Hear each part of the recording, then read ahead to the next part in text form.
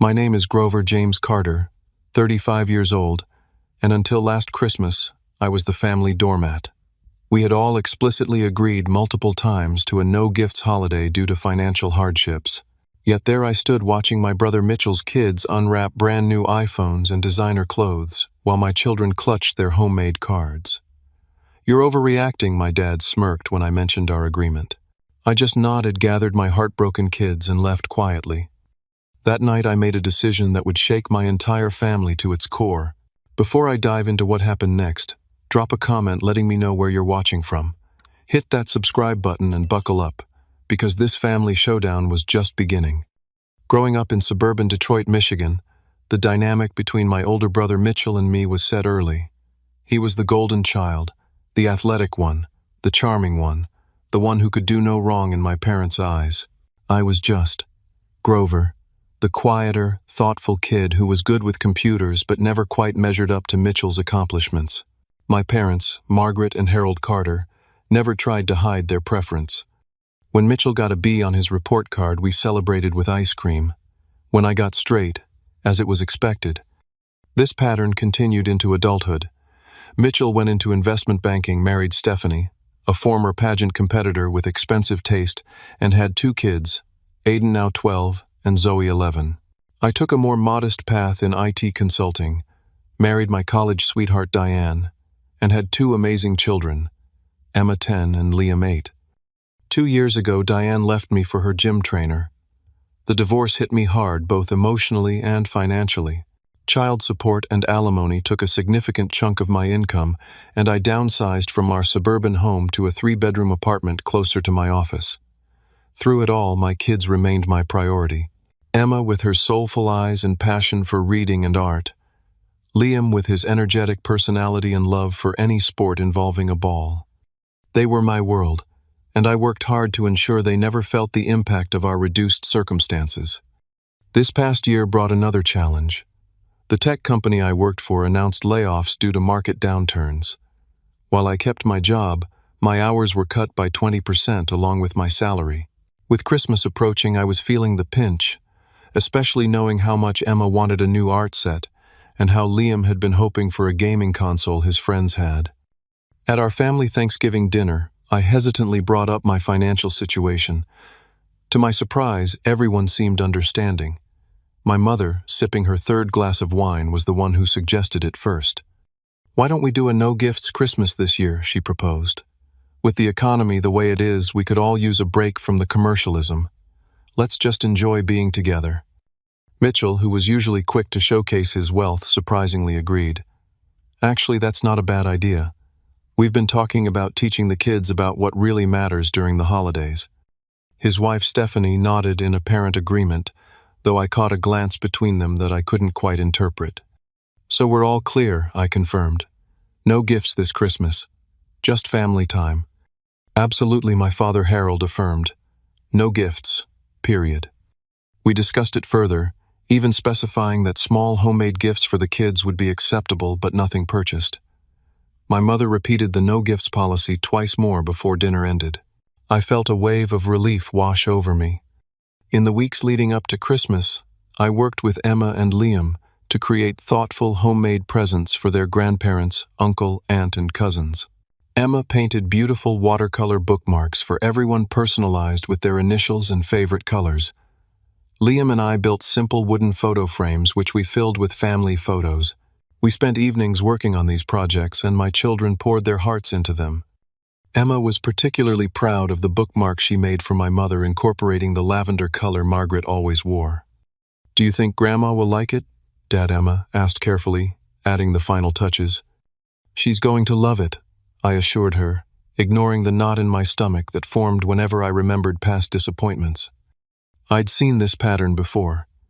When I was 14, my parents promised both Mitchell and me new bikes if we improved our grades. I worked tirelessly, raising my B- average to all As. Mitchell managed to pull his D in English to a C-. On the day we showed our report cards, Mitchell received a top-of-the-line mountain bike. I got a used bike from a garage sale that needed significant repairs. When I pointed out the discrepancy, my mother said, "Mitchell needed more encouragement than you." Despite these memories, I wanted to believe this time would be different. My friend Alice Fuller, a single mother to 9-year-old Jackson, cautioned me when I told her about the agreement. "Your family doesn't exactly have the best track record with fairness, Grover," she said over coffee one afternoon. "Are you sure they'll stick to it?" Alice had become a close friend since our kids attended the same school. She saw my worth in a way my family never had, and her perspective was always refreshingly honest. "They promised," I said multiple times. Even Mitchell and Stephanie agreed. "And honestly, they need to understand what it's like for most people right now." Alice gave me a sympathetic smile that suggested she wasn't convinced, but she changed the subject to our kids' upcoming school play. As Christmas Eve approached, Emma and Liam were genuinely excited. Despite their modest surroundings compared to their cousins, they never complained. They were looking forward to the family gathering, the traditional Carter family Christmas Eve dinner, and watching holiday movies afterward. I was determined to make it special for them, no gifts policy or not. "Dad, can we make cookies for everyone too?" Liam asked the day before Christmas Eve.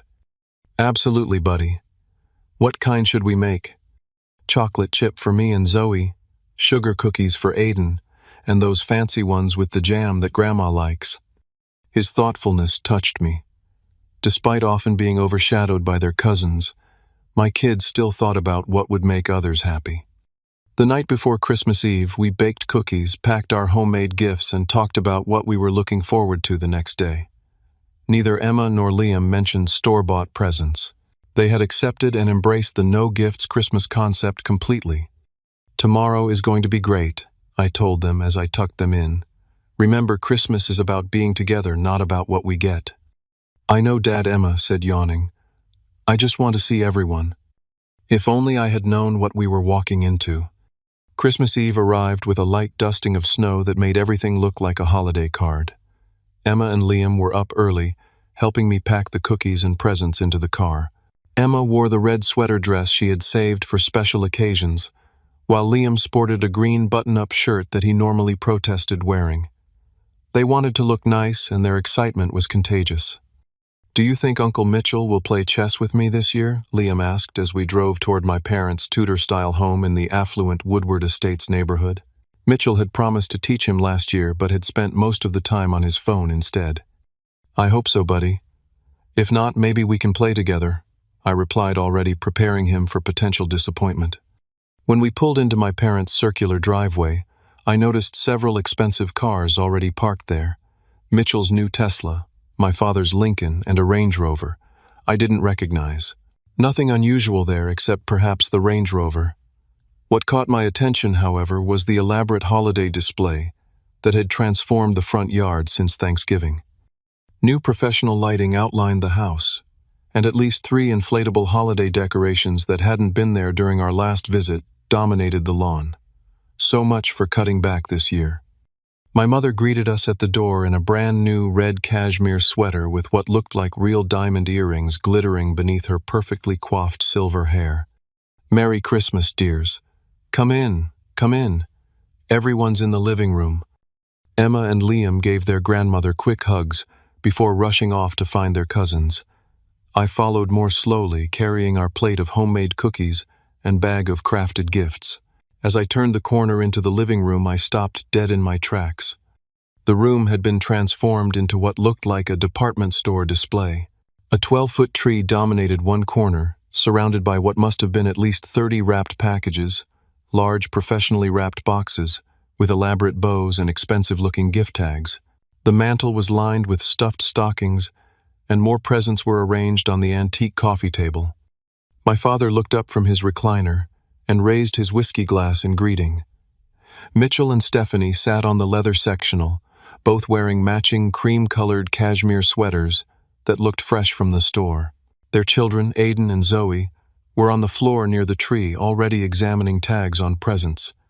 "Uncle Grover's here," Zoe announced, barely looking up from a large silver-wrapped box she was shaking gently.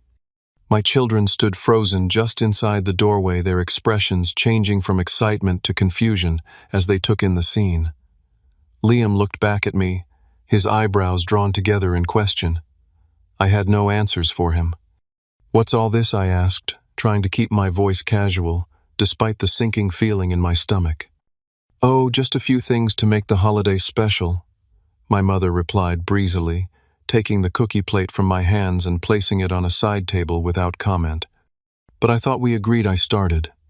"Presents time," my father interrupted, clapping his hands. "Kids gather round."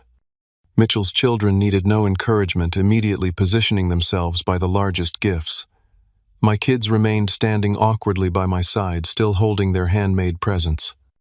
"Aiden, you first," my mother directed, handing him a large rectangular box wrapped in metallic blue paper.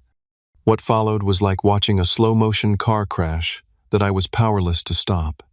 Aiden tore into the package to reveal the latest iPhone Pro, complete with accessories and AppleCare. "Awesome, thanks Grandma and Grandpa," he exclaimed, immediately starting to open the box. Zoe went next, unwrapping an identical iPhone in rose gold, squealing with delight. Then came more presents, designer clothes from brands I couldn't afford to even window shop at, the latest gaming headsets, and an electric scooter for each of Mitchell's kids. Emma's grip on her watercolor bookmarks tightened until the paper began to crease. Liam's lower lip trembled slightly, but he was trying to maintain a brave face. I placed my hands protectively on their shoulders. The grand finale was Mitchell presenting his children with their big gifts from him and Stephanie. For Aiden, a gaming PC that I later learned cost $3,500. For Zoe, VIP concert tickets to see her favorite pop star, including backstage passes and a hotel stay in Chicago. Throughout this obscene display, not a single gift appeared for my children.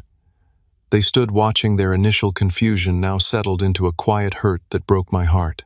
Emma's eyes had grown increasingly watery, while Liam had retreated into silence, his shoulders slumped. When the unwrapping frenzy finally subsided, the stark contrast was unbearable.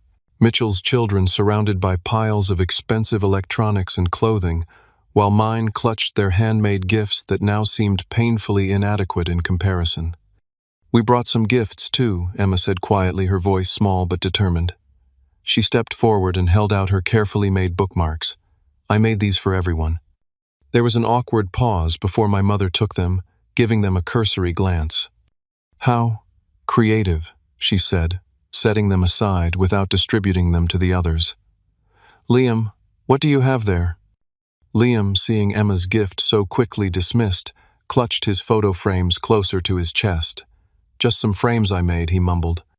"I'm sure they're lovely," Stephanie said in her saccharine voice. "The kids have so many gifts to open still, maybe save them for later." That was when I found my voice. "Mom, what happened to our agreement? We all said no gifts this Christmas. We specifically discussed this multiple times." My mother waved her hand dismissively. "Oh, Grover, don't be so literal. We couldn't have nothing for the children to open on Christmas. That would be depressing. But we agreed."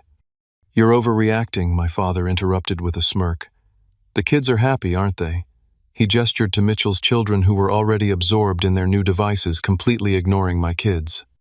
Mitchell cleared his throat. "Look, bro, maybe you should manage your money better if you're that worried about gifts. I can recommend some investment strategies that might help your situation." The condescension in his voice was unmistakable. "That's not the point," I said, my voice tight. "We made an agreement as a family, and you all broke it without even telling me. Do you have any idea how this makes my kids feel?" Stephanie jumped in with fake sympathy. "Oh, we didn't mean to upset anyone. The children don't mind, do you, dears?" She looked at Emma and Liam with a plastic smile that didn't reach her eyes. "You understand that your daddy's situation is just a bit different right now. Maybe next year he can get you nice things too." I saw the tears finally spill over Emma's eyelashes, though she tried to wipe them away quickly. Liam had gone completely still beside me, a coping mechanism he'd developed during the worst parts of the divorce. "We made the no-gifts agreement specifically because of financial disparities," I said, struggling to keep my voice even, "so that no one would feel left out or less than. That was the entire point." "Well, we couldn't just not give our grandchildren presents," my mother huffed. "What kind of grandparents would that make us?" The unspoken addition hung in the air. She had no problem not giving my children presents. I looked around the room. My father still wore that infuriating smirk, watching the scene as if it were an amusing TV show. Mitchell had the audacity to look annoyed, as if my objection was ruining his perfect family Christmas. Stephanie was already taking photos of her children with their gifts, probably for her extensive social media following, and my mother stood defiant, completely unwilling to acknowledge what she had done. My children's faces were what decided me. Emma's quiet tears and brave attempt to hold them back. Liam's pale, stoic expression that couldn't quite hide the hurt in his eyes. They had been excited about this day, about the family time, about giving their handmade gifts. Instead, they were being taught a brutal lesson about where they stood in their grandparents' hearts. "I think we should go," I said quietly. "Don't be ridiculous," my mother replied. "Dinner's almost ready. The kids haven't even had any cookies yet." I looked at Emma and Liam. "Do you want to stay?" They both gave small, synchronized shakes of their heads. "We're leaving," I announced more firmly this time. I helped my kids into their coats, gathered their untouched gifts, and headed for the door. "You're being dramatic," Mitchell called after me. "It's Christmas Eve, for God's sake." "Exactly," I replied without turning around. "Merry Christmas." As we walked to the car, I heard my mother call from the doorway. "You'll regret walking out like this, Grover. Think of the children." I was thinking of my children. That was the only thing on my mind. The ride home was eerily quiet. In the rearview mirror, I could see Emma silently crying, tears streaming down her face as she stared out the window. Liam sat completely still, his small hands folded in his lap, his homemade photo frames clutched tightly. "I'm sorry," I finally said, breaking the silence. "That wasn't right, what happened back there. Why doesn't Grandma love us as much?" Liam's question was so direct, so heartbreakingly honest, that I nearly had to pull the car over. "It's not about love, buddy," I lied, trying to protect him from a truth that was too harsh for his 8-year-old heart. "Yes, it is," Emma contradicted, wiping her eyes. "Grandma and Grandpa love Aiden and Zoe more. They always have." I couldn't argue. The evidence was too overwhelming, and my children weren't babies anymore. They could see the truth for themselves. "I tried so hard on those bookmarks," Emma continued, her voice breaking. "I used Grandma's favorite color and everything. And I wanted to give Uncle Mitchell the frame with the picture of us fishing last summer," Liam added. "I thought he'd like it." Their heartbreak was palpable, and it brought back a flood of memories from my own childhood. The time Mitchell received a new bicycle, while I got a used one. The trip to Disney World when Mitchell got to bring a friend and I had to stay with our elderly neighbor. Countless birthdays and Christmases, when the disparity in gifts was obvious but never acknowledged. I'd spent decades making excuses for my parents' behavior. They don't mean it. They just don't realize how it comes across. Mitchell needs more because he's more outgoing. I've always been more independent. But now, seeing my children suffer the same treatment, something inside me finally snapped. When we got home, I made hot chocolate and put on their favorite holiday movie. They curled up together on the couch, subdued but gradually relaxing as the familiar story unfolded. I sat with them, my arm around Emma's shoulders, Liam leaning against my side. "Dad," Emma said after a while. "Yes, sweetheart. Thank you for taking us home. I didn't want to stay there." "Me neither," Liam added. "You don't ever have to stay somewhere that makes you feel bad," I told them firmly. "Not even if it's family. Especially if it's family." After they went to bed, I sat in the darkened living room thinking. My phone had been buzzing periodically with texts from my mother demanding to know why we'd left, insisting we return for Christmas Day tomorrow. I hadn't answered any of them. Instead, I started making a list. A comprehensive inventory of all the ways I financially supported my parents and Mitchell's family. Things they had come to take for granted over the years, small and large contributions that had become invisible to them. The family cell phone plan I'd set up and maintained for years, leveraging my IT company discount. My parents, Mitchell, Stephanie, and their kids all had lines on it. I paid the bill every month. The streaming services, Netflix, Disney+, Amazon Prime, Hulu, HBO Max, all under my accounts, all paid for by me. My parents and Mitchell's family used them constantly but had never once offered to contribute.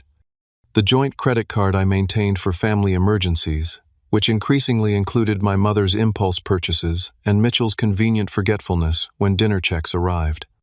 The vacation timeshare I had inherited from my grandparents that my whole family used freely while I covered the annual maintenance fees.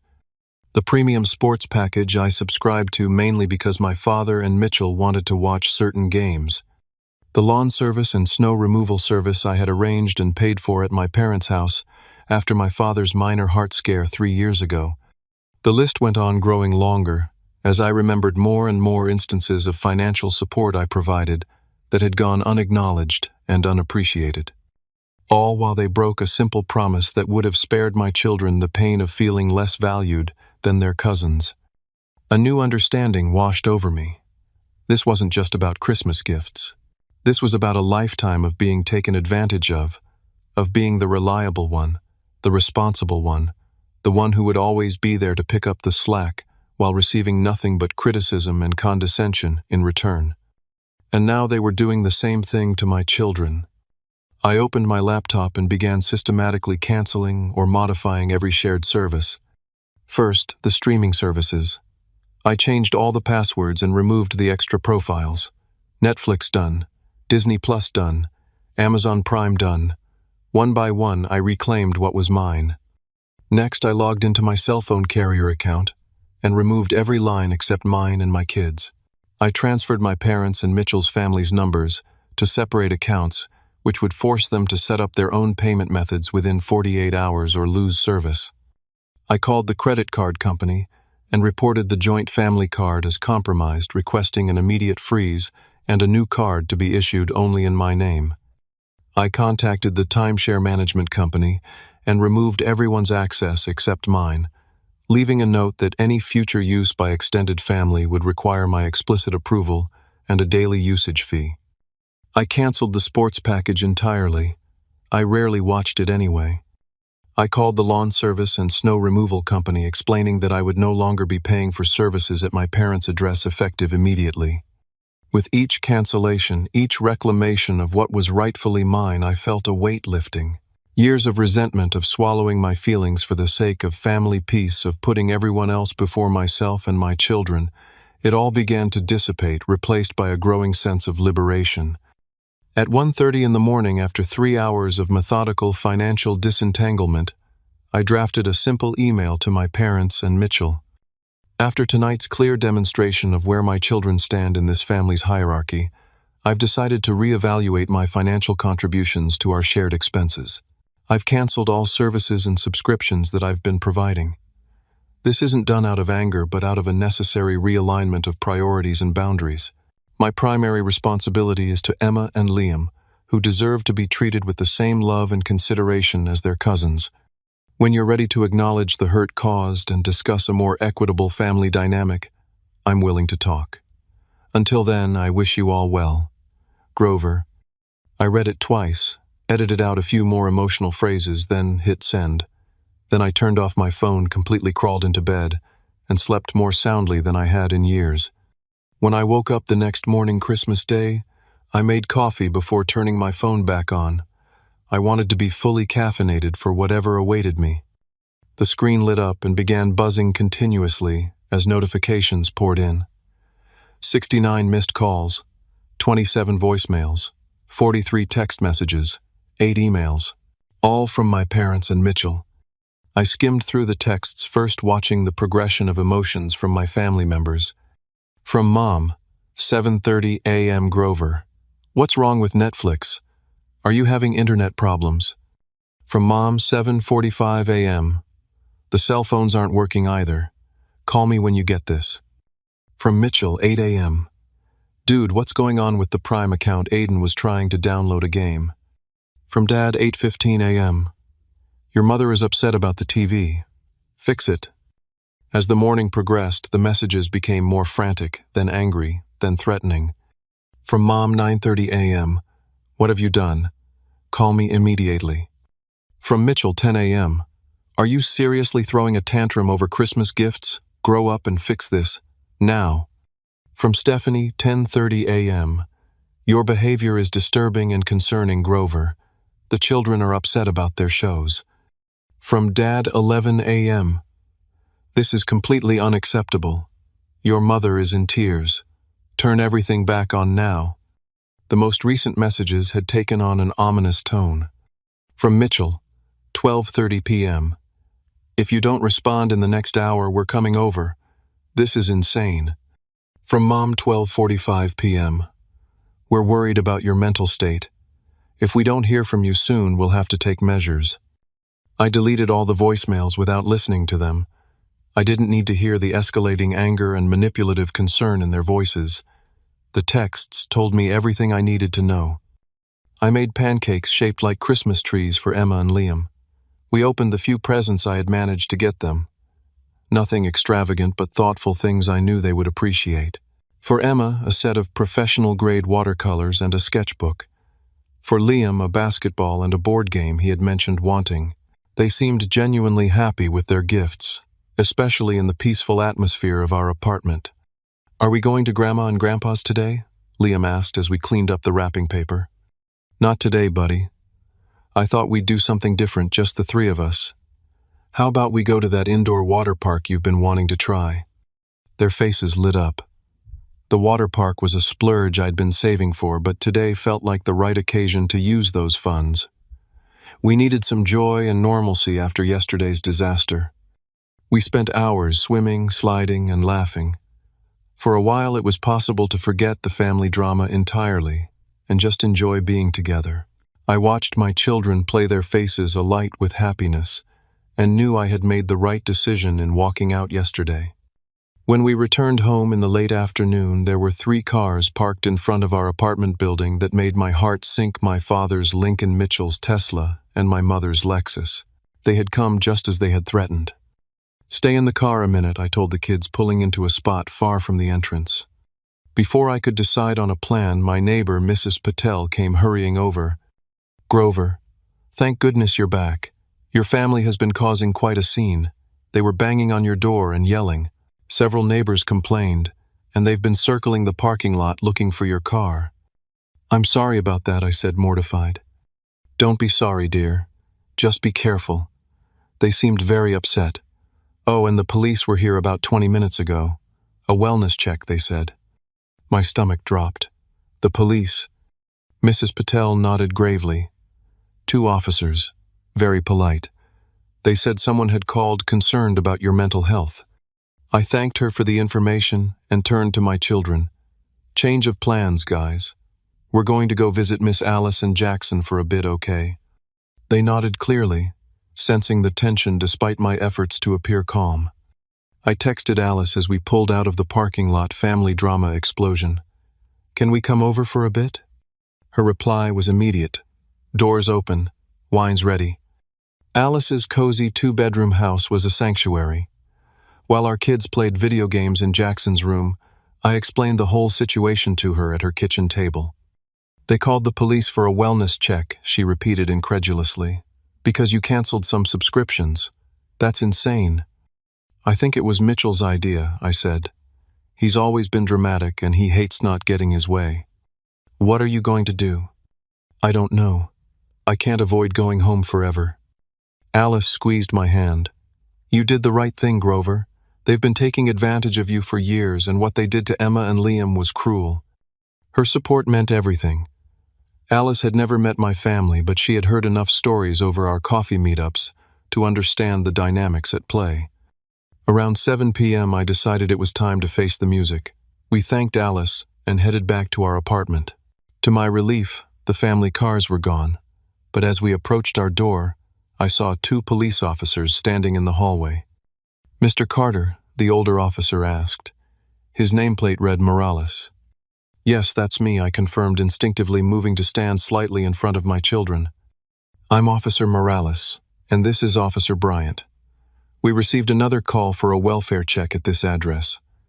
Your brother seems very concerned about your mental health." I sighed deeply. "I'm fine. My family is upset because I canceled some shared subscriptions and services that I was paying for. It's a family disagreement, not a mental health crisis." Officer Bryant, younger, and with a more sympathetic expression, glanced at Emma and Liam. "These are your children." "Yes, my daughter Emma and my son Liam." "Hi there," she said, smiling at them. "Are you having a good Christmas?" They nodded cautiously. "We went to a water park," Liam volunteered.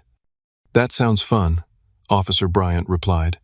Much better than sitting around with angry adults, I bet. I appreciated her understanding of the situation. "Mr. Carter, can we speak privately for a moment?" Officer Morales asked. I asked the kids to wait inside the apartment while I stepped back into the hallway with the officers. "Your brother made some concerning claims," Officer Morales said once the door closed. "He suggested you might be having a breakdown, mentioned a recent divorce, financial issues, and erratic behavior." "My divorce was 2 years ago," I explained calmly. "Yes, I have some financial challenges, who doesn't these days? As for erratic behavior, I simply stopped allowing my family to take financial advantage of me after they deliberately hurt my children yesterday." I gave them a brief, factual account of the Christmas Eve incident and my subsequent actions. Officer Morales nodded thoughtfully. "Family conflicts often escalate during the holidays. We're required to follow up on welfare check calls, but I can see you're not in crisis. Your brother seems to be using police resources to pressure you." Officer Bryant added, her tone professional, but with an undercurrent of disapproval. "That's not what emergency services are for." "I apologize for my family wasting your time," I said, sincerely. "No need to apologize, Mr. Carter. But you might want to be clear with your family that continued misuse of police resources could result in consequences for them, not you." They gave me a card with a case number and suggested documenting any further harassment. After they left, I found Emma and Liam sitting quietly on the couch, clearly unsettled by the police presence. "Everything's okay," I assured them. "Uncle Mitchell is just upset about some grown-up stuff. The police officers were very nice, weren't they?" They nodded, but Emma looked troubled. "Why is everyone so mad at us, Dad?" "They're not mad at you, sweetie. They're mad at me because I made some changes they don't like. But it's going to be okay." "Are we in trouble?" Liam asked in a small voice. "Absolutely not," I said firmly. "You haven't done anything wrong, and neither have I. Sometimes families disagree, and right now that's what's happening. But my job is to take care of you two, and that's exactly what I'm doing." That seemed to reassure them enough to move on to our traditional Christmas night movie marathon. As they settled in with popcorn and hot chocolate, I quickly checked my phone. More texts had arrived, more threats, more guilt trips. I blocked my parents' and Mitchell's numbers, then turned my attention back to my children. They deserved a peaceful end to Christmas Day, and I was determined to give them that much. As Emma and Liam laughed at the holiday comedy on screen, I made a mental note to call a locksmith in the morning. Something told me this family war was just beginning. The week after Christmas was unlike anything I had ever experienced with my family. Without the ability to call or text me directly, they escalated to other tactics. On December 26th, I returned to work after the holiday break to find an urgent message from my boss, Nancy Kim, asking me to come to her office immediately. "Grover," she said as I took a seat, her expression serious. "I received a concerning call from your brother this morning. He claimed you're experiencing severe mental health issues that might impact your work performance. He suggested we should reconsider your position for your own well-being." My stomach dropped. "He what?" Nancy held up a hand. "Don't worry. I've worked with you for 7 years. I know a vindictive family member when I hear one, but I thought you should know what you're dealing with." I thanked her profusely for her trust and briefly explained the situation. "Take care of yourself," she advised, "and document everything. This kind of behavior could cross into harassment territory." The next day, I received a call from Emma and Liam's school while in a client meeting. The secretary sounded flustered. "Mr. Carter, your parents are here insisting on picking up Emma and Liam. They say it's a family emergency, but they're not on the approved pickup list. They're becoming quite agitated." I excused myself from the meeting and rushed to the school. By the time I arrived, the principal had moved my parents to her office to avoid creating a scene in the front lobby. My mother was tearfully claiming they needed to see their grandchildren, while my father demanded to know why they weren't authorized to pick them up. "Because you're not," I said firmly from the doorway, "and there is no family emergency." "Grover," my mother cried, "how could you block our numbers? We've been worried sick." "No, you've been angry that I stopped providing free services," I corrected her. "And now you're trying to manipulate me by involving my workplace and my children's school." "This is ridiculous," my father snapped.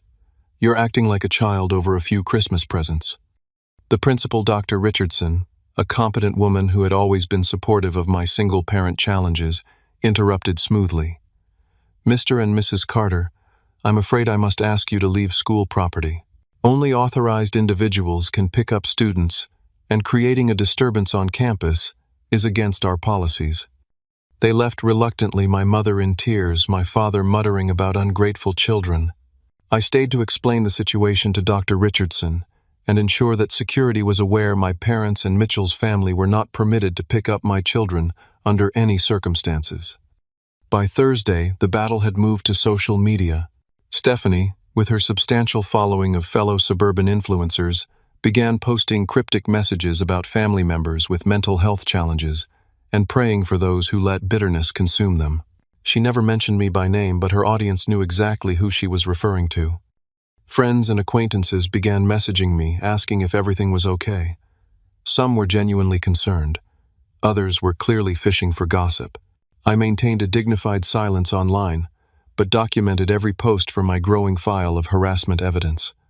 On Friday, I received a formal-looking letter from a lawyer claiming to represent Mitchell regarding the illegal withholding of shared family property, specifically the vacation timeshare. The letter demanded I restore access immediately or face legal consequences. A quick consultation with my own lawyer friend confirmed what I suspected: the timeshare was solely in my name, inherited directly from my grandparents, and I had every legal right to control access. The weekend brought a ray of hope in the form of an unexpected ally. My father's brother, Uncle Carl, called from Arizona. "Grover, it's your Uncle Carl. Don't hang up, I'm not calling to pressure you.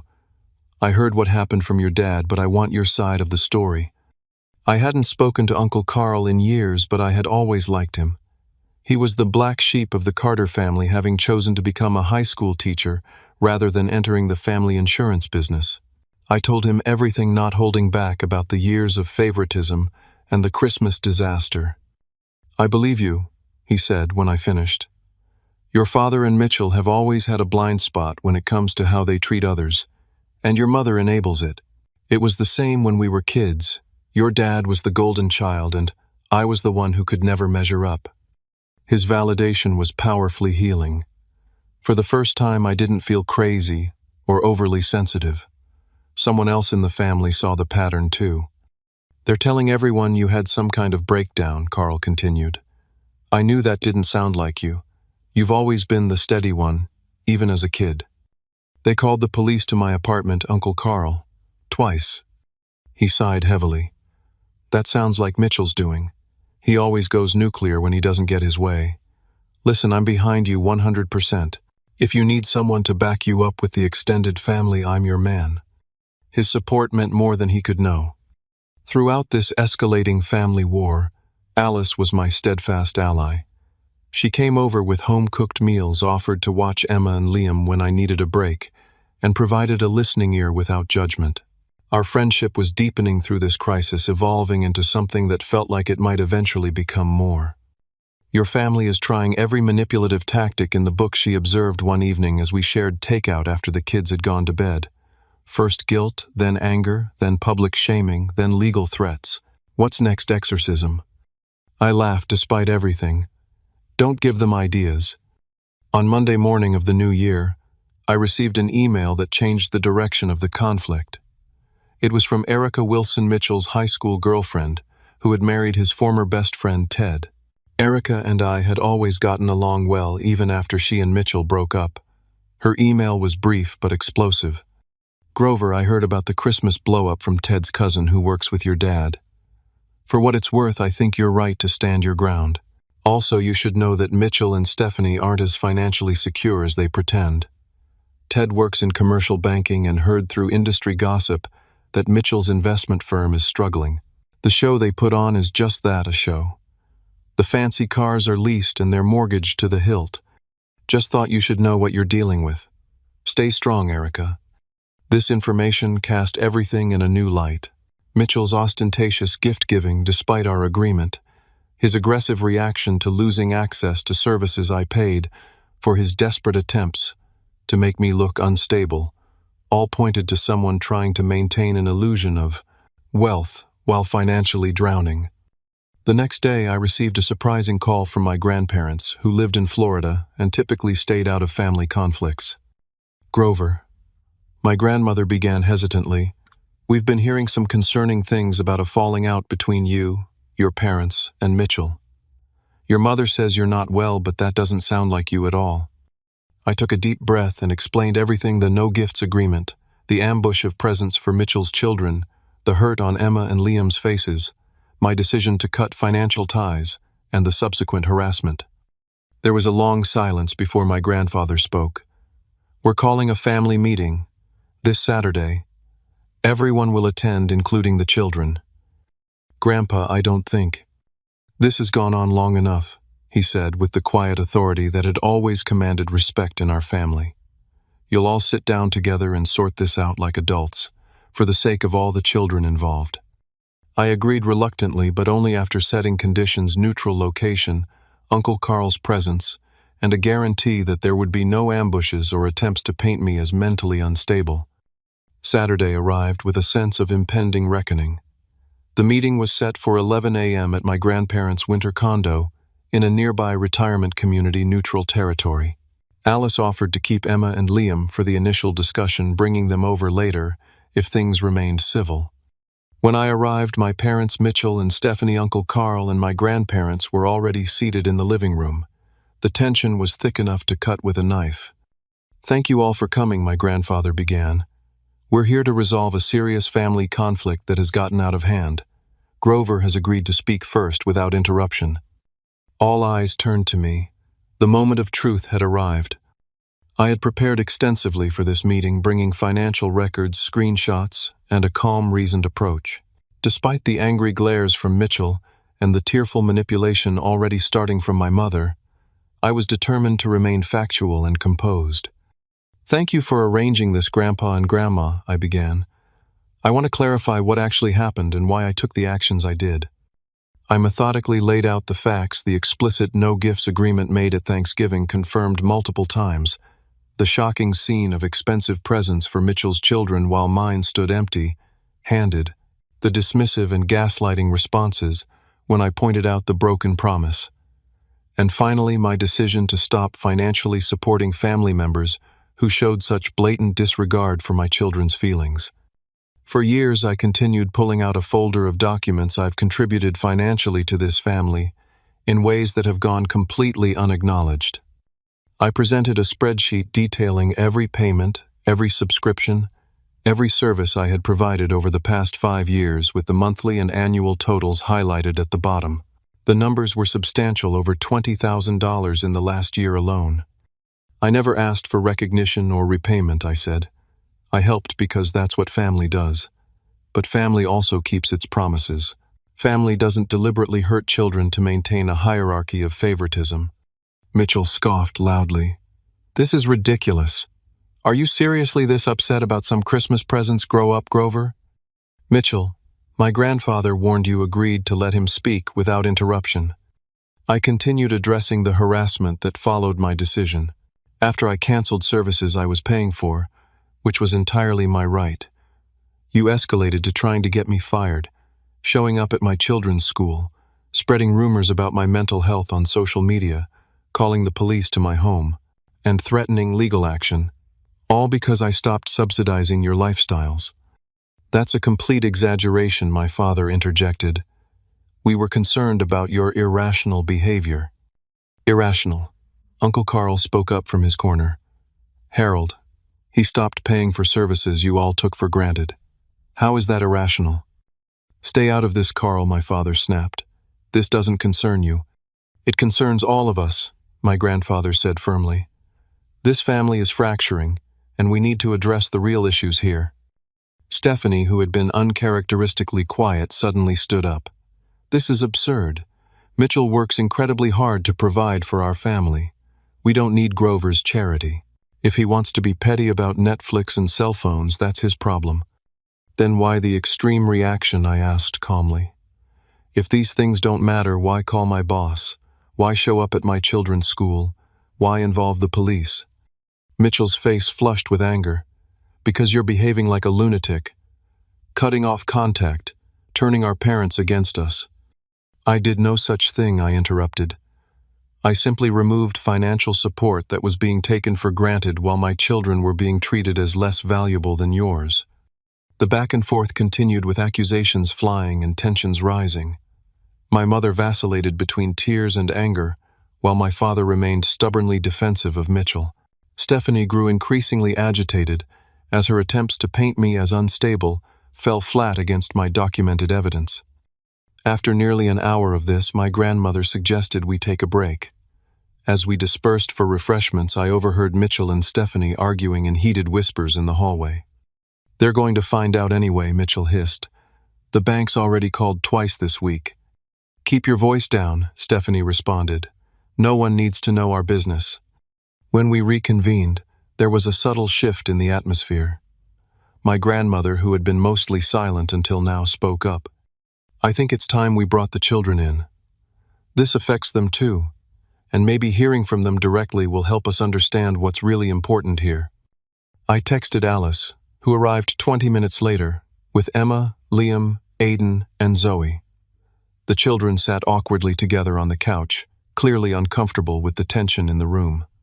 "Emma," my grandmother said gently, "can you tell us how you felt on Christmas Eve at your grandparents' house?" Emma looked at me uncertainly. I nodded encouragingly. "It was." She hesitated, then squared her small shoulders. "It was really sad. We worked really hard on our presents because we thought no one was buying gifts this year. I spent weeks on those bookmarks picking special colors for everyone. But then Aiden and Zoe got all those expensive things and no one even looked at what we made." Her honest words hung in the air. "Did it make you feel bad?" my grandmother prompted. Emma nodded, like we didn't matter as much. Like Grandma and Grandpa love Aiden and Zoe more than us. My mother gasped. "That's not true. We love all our grandchildren equally." "Then why did Aiden and Zoe get iPhones?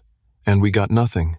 Liam asked suddenly, his voice small but clear, even though we all promised no presents. The simple, direct question from an 8-year-old silenced the room. Aiden and Zoe looked uncomfortable, perhaps seeing the situation through new eyes.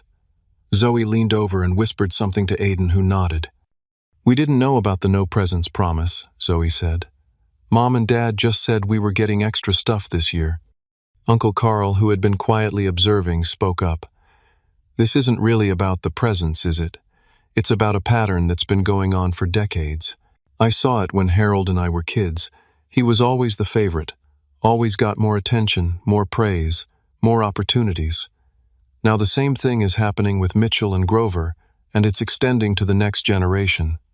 "That's absurd," my father protested. But his voice lacked conviction. "Is it?" Uncle Carl challenged. "Grover was just like me, quieter, more thoughtful, less demanding of attention. And just like me, he was overlooked, undervalued, and expected to go along with whatever the golden child wanted. The difference is, Grover has finally stood up for himself and his children." My grandmother's eyes filled with tears. "Carl, I never realized you felt that way growing up." "Because no one ever asked," he replied simply. A heavy silence fell over the room. For perhaps the first time, the long-standing family dynamic was being openly acknowledged, rather than denied or rationalized away. It was Mitchell who surprisingly broke first. "Fine. You want the truth. We're in trouble, okay? My firm lost 2 major clients last quarter. We're overextended. The cars, the vacations, the gifts, it's all on credit. We're barely keeping our heads above water." Stephanie looked mortified. "Mitchell, why would you tell them that?" "Because I'm tired, Steph. I'm tired of pretending everything's perfect when we're drowning in debt. I'm tired of competing with my brother when he doesn't even want to compete. I'm tired of trying to live up to what everyone expects from successful Mitchell." The confession stunned everyone, especially my parents. "But you always said business was booming," my father stammered. Mitchell laughed bitterly. "What was I supposed to say? That your golden boy is failing? That all those investment strategies I bragged about were falling apart? That we can barely make the mortgage payment on the house? You're so proud I bought." My mother turned to me, her expression confused and hurt. "Is that why you thought we didn't love your children as much? Because of the presents?" It wasn't just the presents, Mom, I said wearily. It was breaking a promise that was specifically made to prevent my kids from feeling less than. It was dismissing their feelings and mine when I pointed it out. It was years of Mitchell being the priority, his children being the priority, while mine were an afterthought. I never meant to make you feel that way, she said, tears streaming down her face. Mitchell always seemed to need more attention, more help. You were always so capable, so independent. Because I had to be, I replied quietly. Because I learned early on that asking for help or attention wasn't going to work for me the way it did for Mitchell. My father had gone very quiet, staring at his hands. When he finally spoke, his voice was uncharacteristically subdued. I did the same thing my father did to Carl, he said, almost to himself. I never thought. I never wanted. You never meant to hurt anyone. Uncle Carl finished for him. But you did. The question is, what are you going to do about it now? The conversation that followed was painful but necessary. Years of unspoken resentments, misunderstandings, and dysfunctional patterns were brought into the light. Mitchell admitted to feeling crushing pressure to maintain an image of success that was destroying him financially and personally. Stephanie confessed to insecurity that drove her competitive behavior. My parents struggled to reconcile their self-image as good, loving parents and grandparents with the hurt they had caused. And I acknowledged my own role, how my silence and accommodation had enabled the pattern to continue, and how my resentment had built up over years instead of addressing issues as they arose. There were no easy resolutions, no magical healing of decades of dysfunction in one afternoon. But for perhaps the first time there was honesty, and with the children witnessing this difficult but necessary conversation, there was hope that the pattern might finally be broken. As the meeting wound down, Emma approached my mother and silently handed her the bookmark she had made lavender with my mother's initials carefully painted in silver. I made this for you, she said simply. My mother took it with trembling hands, finally seeing it, and Emma clearly. It's beautiful, she whispered. Thank you. It wasn't forgiveness, not yet, but it was a beginning. 3 months after the Christmas confrontation, our family looked markedly different. The changes weren't instant or perfect, but they were significant and ongoing. My parents had begun seeing a family therapist, Dr. Rebecca Lane, both with me and on their own. The first sessions were tense and defensive, but gradually my mother started to recognize patterns in her parenting that stemmed from her own childhood experiences with favoritism. My father, typically stoic and unemotional, had a breakthrough when Dr. Lane asked him to recall specific memories of his relationship with his brother Carl versus his son Mitchell. I just did what my father did, he realized aloud during one particularly powerful session. I never questioned it. I never even saw it. Dr. Lane helped us establish new communication patterns and boundaries. I learned to voice my feelings directly rather than silently seething and then exploding. My parents learned to hear criticism without immediately becoming defensive. It wasn't easy for any of us, but it was necessary. My relationship with Mitchell evolved more slowly and with more setbacks. His financial problems had worsened, eventually forcing him and Stephanie to downsize from their lavish house to a more modest home in a less prestigious neighborhood. The facade of perfect success had crumbled completely, leaving Mitchell both humbled and resentful. I don't know who I am without being the successful one, he admitted during one of our infrequent coffee meetups. That was always my role, the achiever, the golden boy. Now what am I? Just my brother, I suggested. Just Mitchell. He hadn't known how to respond to that. Stephanie struggled the most with the family's new reality. Her social media presence, once filled with carefully curated images of their perfect life, dwindled as she grappled with their changed circumstances. She withdrew from family gatherings, making excuses about work commitments or the children's activities. The most significant changes were with my children. Emma and Liam, who had always been quiet and accommodating around their grandparents and cousins, gradually began to assert themselves more. Emma showed her grandmother her latest art projects, without the desperate need for approval she'd once had. Liam asked his grandfather to play catch with him directly rather than waiting to be noticed. Dad, Emma said one evening as I tucked her in, I don't feel sad about going to Grandma and Grandpa's anymore. That's good, sweetheart. Why is that? Because now they actually see me, she said simply. Her words nearly broke my heart with their clarity and truth. The shared family services had been selectively restored, but with clear boundaries and expectations. I maintained the main accounts, but everyone contributed their fair share. Mitchell resented this arrangement initially, but eventually recognized it was more than fair.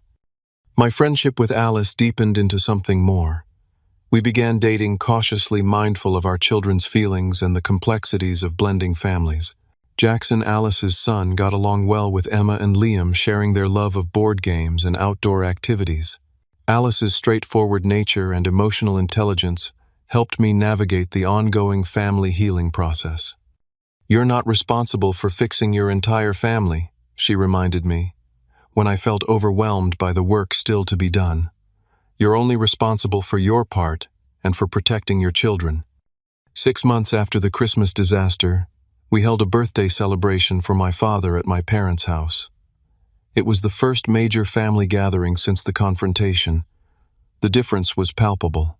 My mother had consulted me about the menu, ensuring we included Liam's favorite dessert alongside Aiden's. My father spent time talking with each grandchild individually, showing genuine interest in their activities and thoughts. Mitchell arrived without Stephanie, who had begged off with a headache. He seemed more relaxed without her presence, playing chess with Liam as he had promised years ago and never delivered on. Aiden and Zoe, initially bratty about the less extravagant gifts and celebration, gradually relaxed into simply being kids enjoying their cousin's company. After dinner, as the kids played in the yard, my mother approached me on the deck where I stood watching them. "I need to say something," she began, her voice uncharacteristically hesitant. "I've been thinking about it for months, trying to find the right words." I waited, expecting perhaps another justification or qualified apology. "I am truly sorry, Grover," she said instead, her eyes meeting mine directly. "Not just for Christmas, but for a lifetime of making you feel less important, less valued than your brother. It wasn't intentional, but that doesn't make it any less real or painful for you. And I'm especially sorry for how it affected Emma and Liam." It was the first completely genuine, unqualified apology I had ever received from my mother. I felt something tight and painful that had been lodged in my chest for decades finally begin to loosen. "Thank you," I said simply. "That means a lot." Later, my father pulled me aside for a private conversation in his study. Unlike my mother, he wasn't comfortable with direct emotional discussions, but he made his own kind of effort. "That timeshare your grandparents left you," he began awkwardly. "I never told you this, but they considered leaving it to Mitchell originally. I convinced them you would take better care of it." "You did?" I was genuinely surprised. He nodded. "I always knew you were the responsible one. I don't know. Mitchell was always louder about his needs. You never complained, so I thought you were fine." He paused, struggling. "I should have paid more attention. I should have been more fair." Coming from my father, this was the equivalent of a tearful confession. I recognized the effort it took him to admit even this much. "Thanks, Dad. I appreciate that."